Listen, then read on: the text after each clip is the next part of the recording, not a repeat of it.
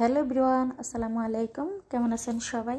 আজ আমি আপনাদের সাথে শেয়ার করব অল্প উপকরণ দিয়ে এগ নুডলস খুবই সহজভাবে। তাহলে চলুন দেখা যাক কীভাবে তৈরি করতে হয়।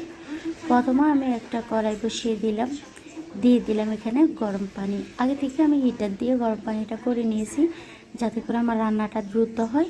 দিয়ে দিলাম সাথে একটা আলু কুচি, সামান্য একটু লবণটা আপনারা স্কিপ করতে পারেন, কোনো সমস্যা নেই।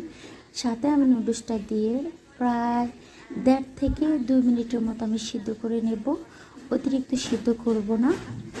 এই যে অলরেডি কিন্তু সিদ্ধ হয়ে গেছে, এখন আমি নামিয়ে নিব। আর নুডলসটা নামানোর পরে আমি চেকে তারপরে ঠান্ডা পানি দিয়ে ধুয়ে নেব। আর এখন আমার রান্নার পালা। আমি এখন কি করব, কড়াইটার মধ্যে দিয়ে দিব তেল। যেহেতু ভিজা আমি একটু অপেক্ষা করছি। এখন দিয়ে দিলাম তেলটা গরম হয়ে গেছে। এখন আমি দিয়ে দিব পেঁয়াজ কুচি। পেঁয়াজটা আপনাদের মতো করে আপনারা দিবেন, আমি আমার মতো করে দিয়েছি। কাঁচামরিচটা আমি দিয়ে দিলাম এখন। আর আপনারা যদি শুকনো মরিচ দিতে চান সেক্ষেত্রে কিন্তু দিতে পারেন, কোনো সমস্যা নেই। এখন পেঁয়াজটা একটু নরম হয়ে আসছে, সেজন্য আমি সাইড করে রেখে দিয়েছি। আর ডিমগুলো 2টা ডিম দিব আমি। ডিমগুলোকে আমি একটু ভেঙে তারপর হালকা একটু লবণের ছিটা দিয়ে তারপরে সব কিছু আমি একসাথে মিশিয়ে নিব। তারপর আমি এখন দিয়ে দিব নুডলসটা মশলা। আপনাদেরকে খুবই দ্রুতভাবে দেখানোর জন্য কিন্তু আমি স্পিডটা বাড়িয়ে দিয়েছি। আর এখন দিয়ে দিলাম সস। এই সসটা দিলে কিন্তু নুডলসটা খেতে এত মজা লাগে।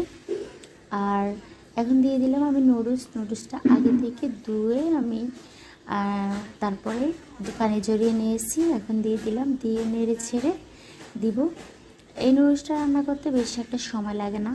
আর আপনারা যদি নুডলসটা ধুয়ে রান্না করেন সেক্ষেত্রে কিন্তু একেবারে ঝরঝরে হয়, একটার সাথে আরেকটা লেগে যায় না।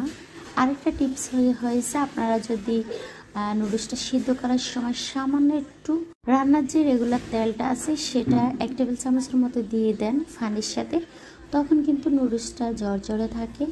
সেক্ষেত্রে আপনারা নুডলসটা না ধুলে সমস্যা নেই। আর আমার কাছে নুডলসটা ধুলে কিন্তু নুডলসের যে একটা গন্ধ আছে সেটা থাকে না, আটা আটা গন্ধ। এই যে আমার অলরেডি হয়ে গেছে নুডলস রান্না।